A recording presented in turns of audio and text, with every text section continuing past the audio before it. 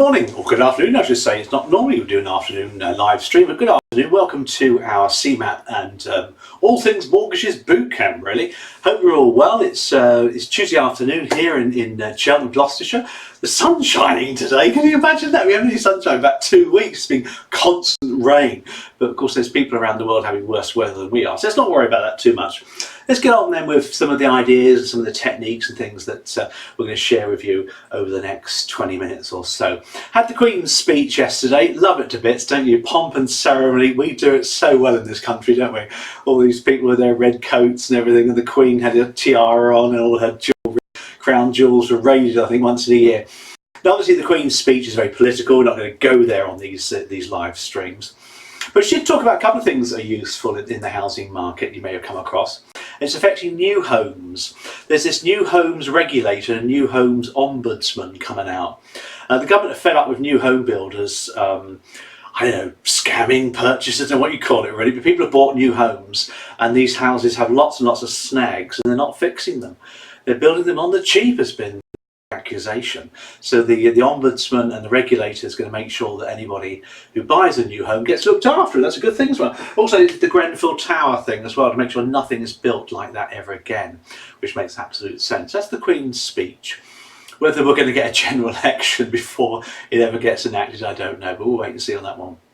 What else has been going on this week then in the news? Well, reports are that accidental landlords are down. Now, an accidental landlord is somebody, typically one person, who accidentally borrows money to buy a buy-to-let, mortgages a property for a buy-to-let. They're known as consumer buy-to-lets. Now, the numbers are down. Those people with the tax relief reductions coming in next year, the full reductions coming in next year, they're coming out of the market, which is interesting to see, isn't it? I wonder who's replacing those people. I think first-time buyers are coming in to replace them, aren't they? Other thing that worried me a little bit yesterday, I was talking to a chap in the industry in London, and I'm coming on to London later. I've been on the train a lot last couple of days, and we were talking about long-term fixed-rate mortgages, which of course in the sort of later life market, the equity release market, are very, very popular and common, and mandatory too. But in the residential remortgage market, long-term fixes normally go to about 5 years, don't they? But there's a spate of 5-10-year products coming in. And I just wonder whether, when we sell these to customers, if we're actually doing the right thing, because the 5-year, the 10-year fix comes at a very low rate. And sometimes people, I want some of that, I want some of that. But people don't really appreciate the redemption penalties. And I just think these claims management companies that have been making a lot of money with their PPI problems, haven't they, recently? Because that's all stopped now. Won't give Arnie Schwarzenegger on the TV anymore. Make my claim, ridiculous commercial, really. The fact is that these claims management companies are looking for the next victim, and a recommended fixed rate mortgage to a couple who are not married, for example, and go their separate ways, they're going to have to pay the redemption charge. They can't port the mortgage to their next property because they need 2 incomes to buy that property in the first place. So they're ending up paying the redemption penalty. You can see that being a problem.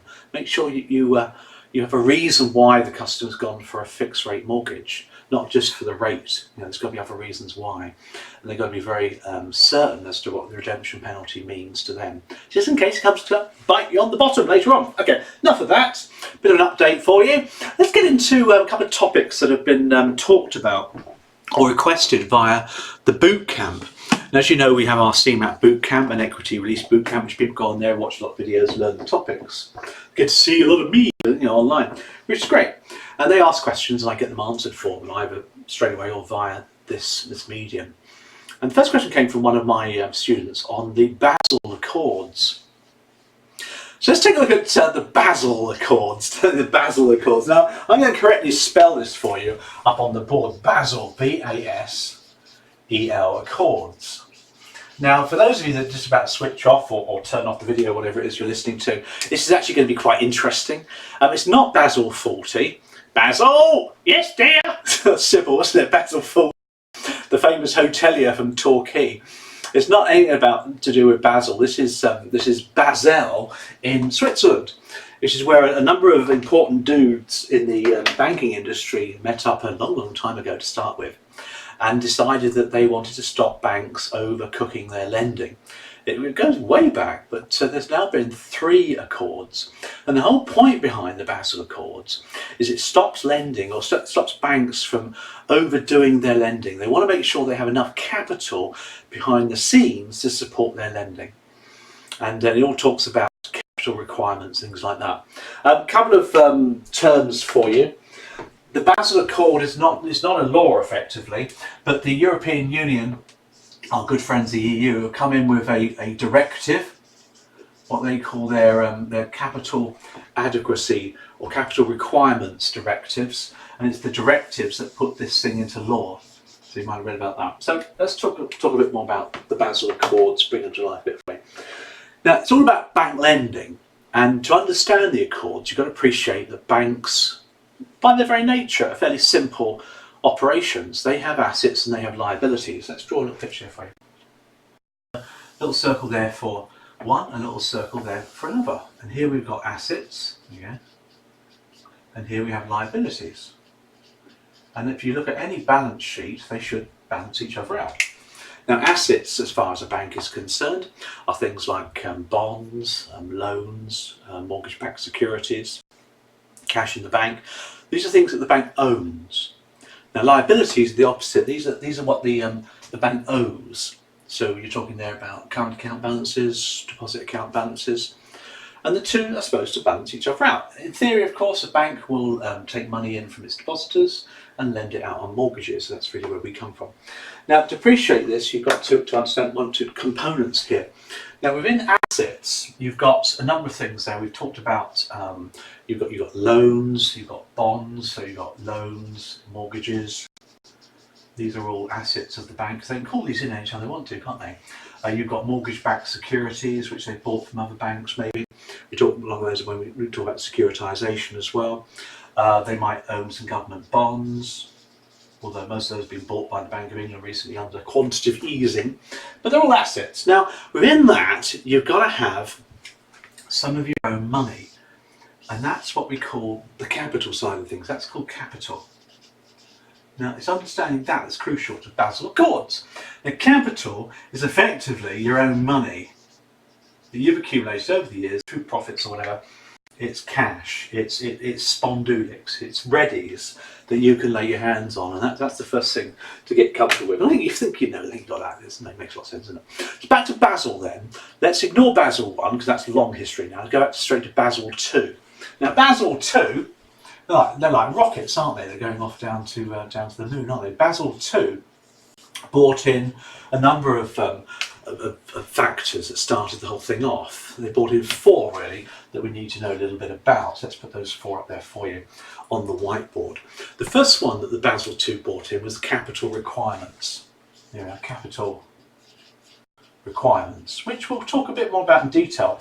Not the Basel 2 ones, because Basel 3's like overridden them now, so let's not worry about it. But they brought in the whole point about capital requirements, and the issue here was to have a certain amount of capital in the bank, if you like, to balance the lending that you're doing. It was a percentage that you're looking for as a percentage of all the lending, the loans, mortgages, etc. you've got. You need to have a certain amount of capital. That's the whole point behind Basel Accords. That's the whole point behind capital requirements, as you can appreciate.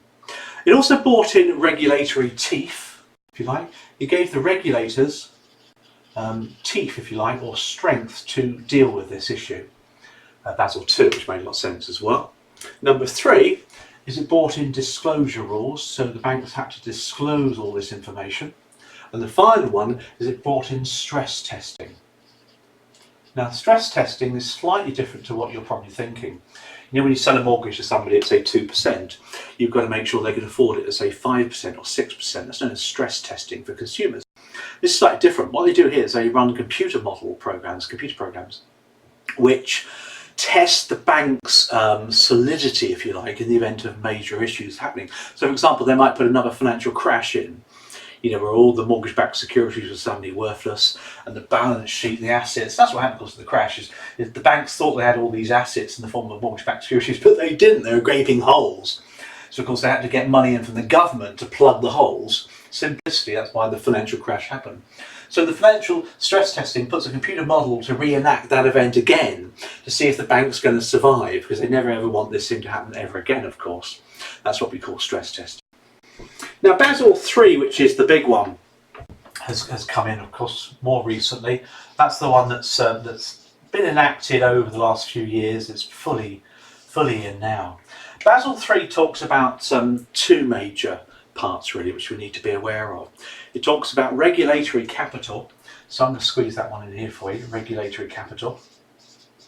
So regulatory capital. And we've talked about capital up there, haven't we? And the second one that Basel III brought in was asset and liability management. So I'm going to squeeze that one over here. Yeah, asset and liability management.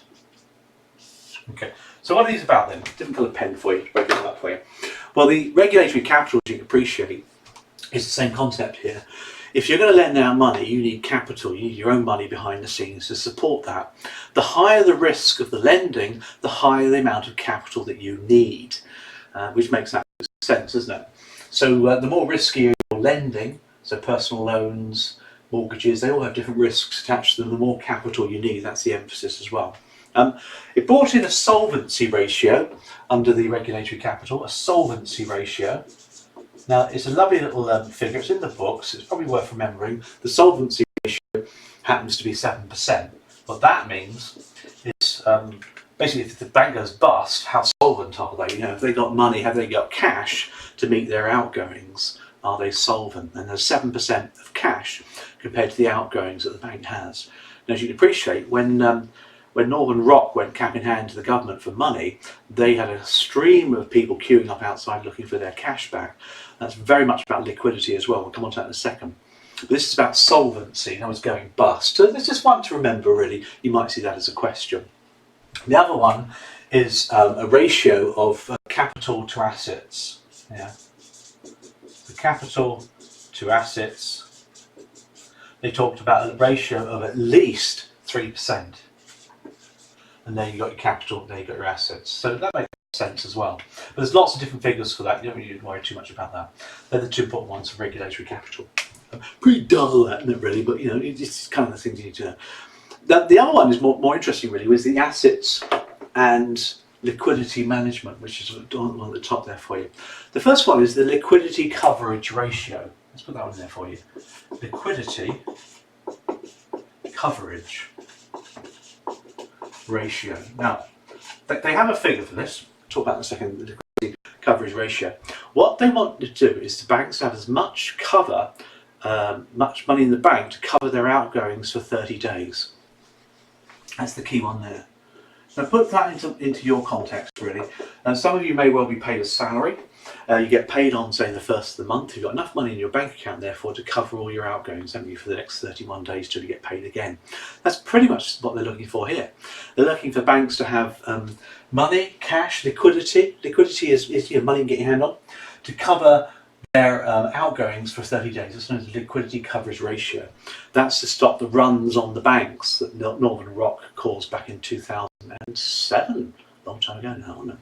And the other one, which is awfully named, it's called net stable funding. And this is pretty much the same concept, really, because this talks about beyond 30 days, banks must have enough money to continue their funding beyond 30 days. So the first one is, if you like, your salary gets paid, you've got money in the bank to pay your bills for 30 days, but looking ahead, you've got salaries coming in the next few months as well.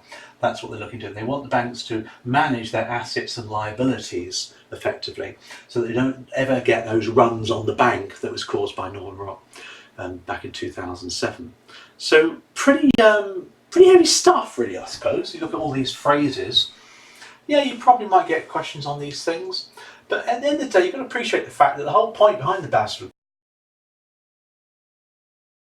the banks had plenty of assets, obviously, to match their liabilities. It makes sense anyway, but plenty of capital in the bank, if you like, to cover the assets as a certain percentages as well. So the solvency ratio to stop them going completely bust quickly as well.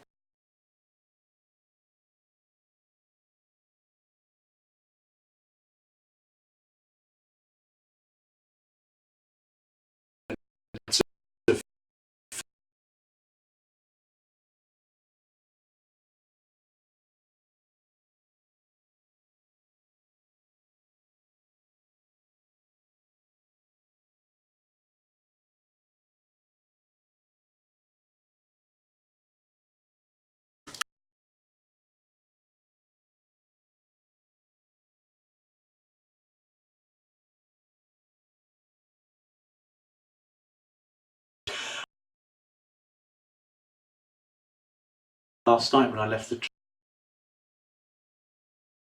because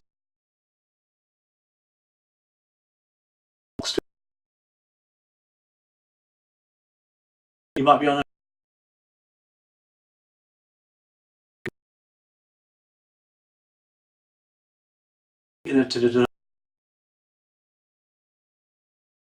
monotone voice.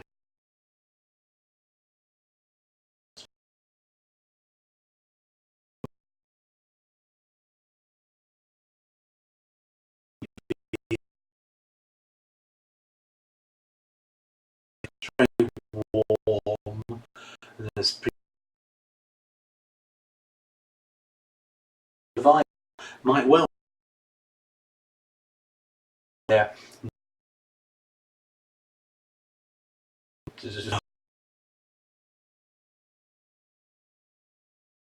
Slightly closer, drift off that one. Now, the answer sounds like it's rude of me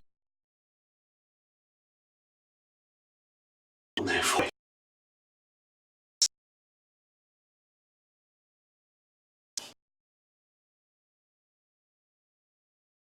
High pitch or low pitch. This one represents time. Somebody has a tone. It doesn't vary. Give an example. Your financial implications of dying.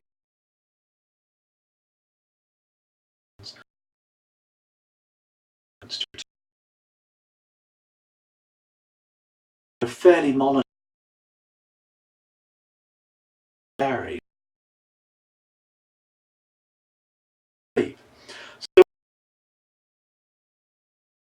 So on the motor, because your voice can go up, accentuate words. I'm planning to do that, but vary the tone. I'm going much higher and lower. Learn to go reference, and you can train yourself to do that. To my way up. So I said April.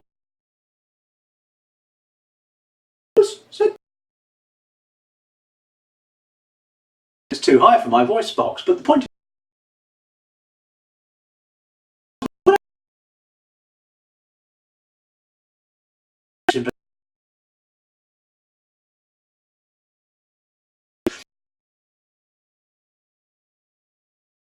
because, with implications. Let's talk about those, shall we? Not doing anything else, you're doing visuals and stuff like that. Be careful if you're doing a PowerPoint presentation to somebody. I've seen them, put people to sleep with these. Fan on the PowerPoint itself. Always droning on. People fall asleep. It just happens on a regular basis. Financial advisor, machine people, and they're getting very good at it as well. Variation. You talk to a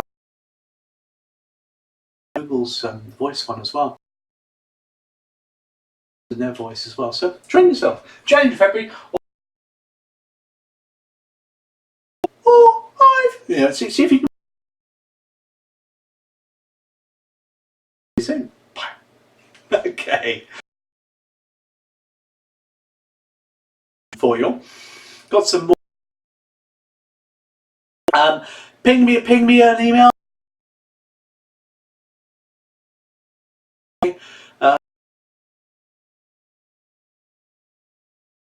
Is as much as I can. Let's hope the weather stays nice.